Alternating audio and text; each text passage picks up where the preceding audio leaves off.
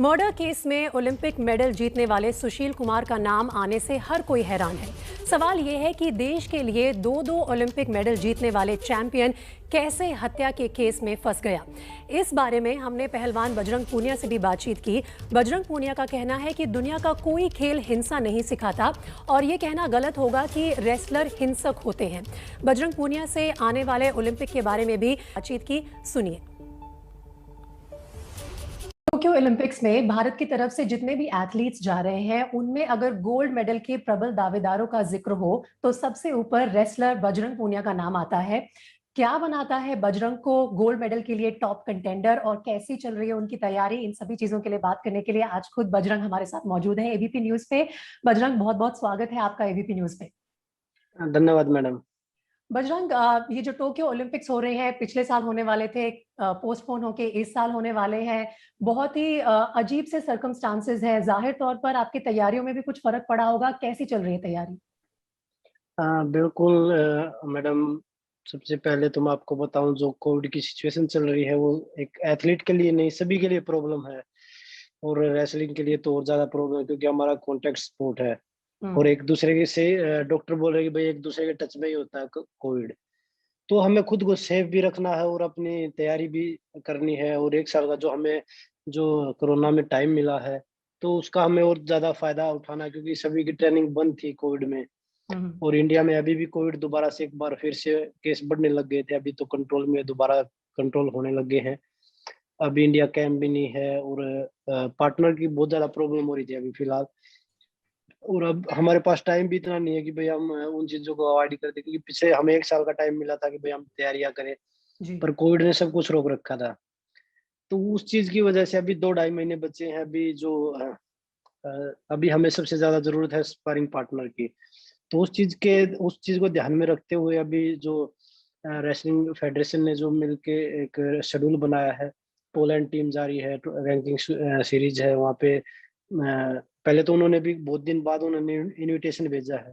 पहले इनविटेशन ही नहीं दे रहे थे वो इंडिया को, क्योंकि इंडिया में दोबारा से कोविड ज्यादा फैल रहा था इसलिए। और मैंने अपना जो प्लान है वो मैंने रसिया का बनाया है अभी ट्रेनिंग का। तो मैं टूर्नामेंट खेलने की बजाय मैं रसिया ट्रेनिंग करूंगा, क्योंकि ट्रेनिंग ज्यादा जरूरी है अभी ओलंपिक में। तो कंपटीशन अगर हम बिना तैयारी के कोई कंपटीशन खेलेंगे तो वो उसमें हम अपने परफॉर्मेंस नहीं बढ़ा सकते।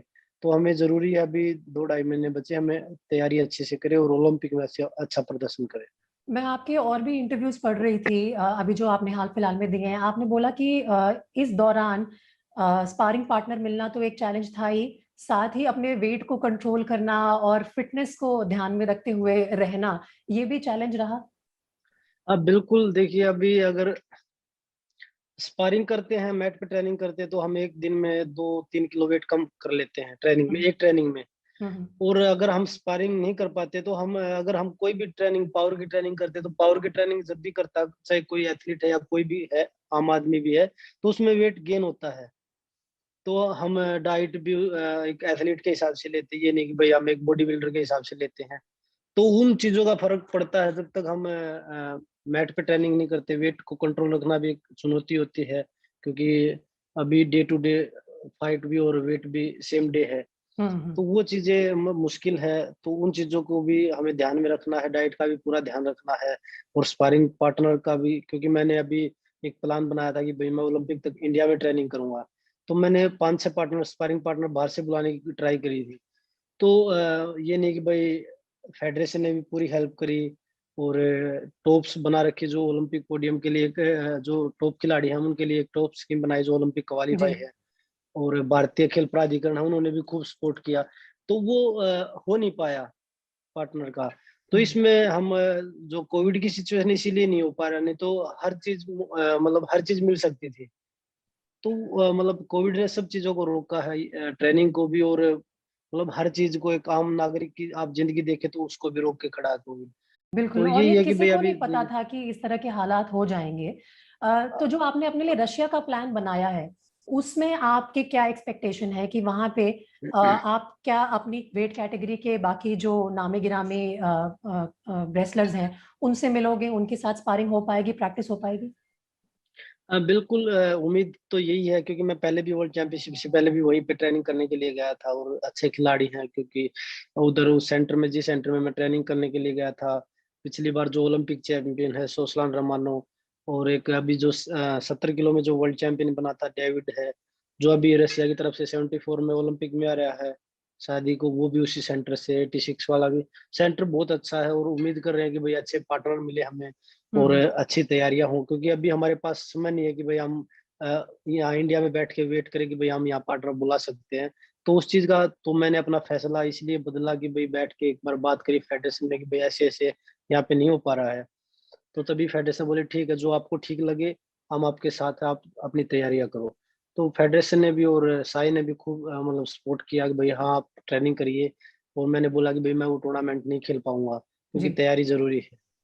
तो रैंकिंग सीरीज है, रैंकिंग सीरीज मतलब मैं एशिया चैंपियनशिप के बाद मेरी इंजरी थी एल्बो में, तो वो मैं तैयारी भी अच्छी नहीं हो पाई थी पूरी तरह से, और अभी पार्टनर की भी वो चल रही थी, तो इसलिए मैंने उधर से ना खेलने का फैसला किया।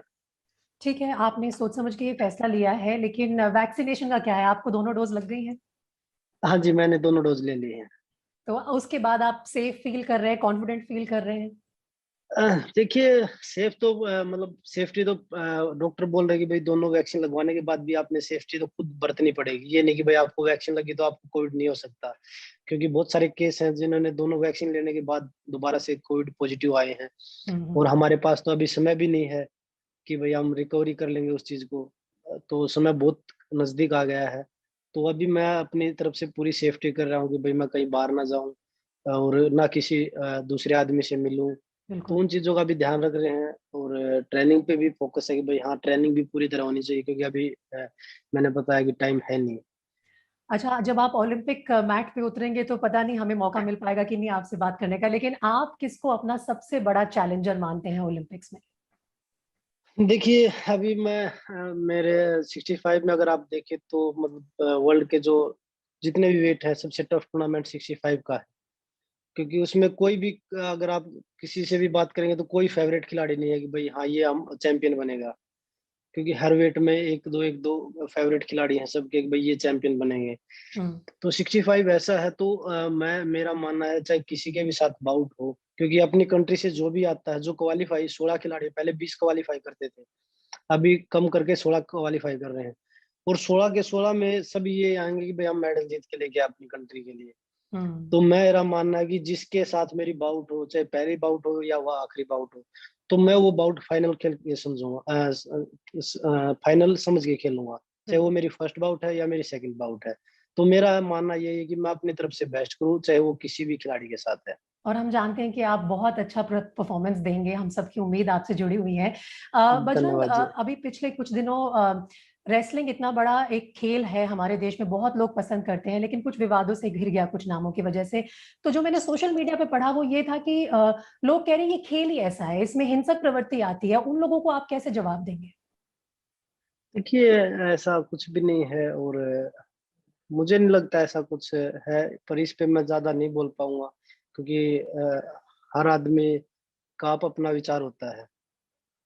तो ऐसा मुझे नहीं लगता रेसलिंग में ऐसी कोई चीज होती है कि लोग बोले ऐसी तरह, तो मुझे नहीं लगता। खेल तो अपनी जगह है, इंसान अपना फोकस अगर बिल्कुल सही रखे तो। बिल्कुल मैडम, देखिए खेल में कोई भी ऐसी चीज नहीं होती। खिलाड़ी एक मतलब ईमानदारी से रहता है, ईमानदारी से खेलता है अपने खेल को, खेल में कोई ऐसी चीज नहीं आती। चलिए बजरंग का बहुत बहुत शुक्रिया एबीपी न्यूज से बात करने के लिए। और आप याद रखिए कि जब भी आप मैट पे उतरेंगे ओलंपिक्स के दौरान, 130 करोड़ भारतीय आपकी जीत के लिए प्रार्थना करेंगे। ये जिम्मेदारी जरूर आपके कंधों पे है, लेकिन हम सब ऊपर वाले से हाथ जोड़ के आपके लिए दुआएं मांगेंगे। बहुत बहुत शुक्रिया। बहुत बहुत धन्यवाद मैडम।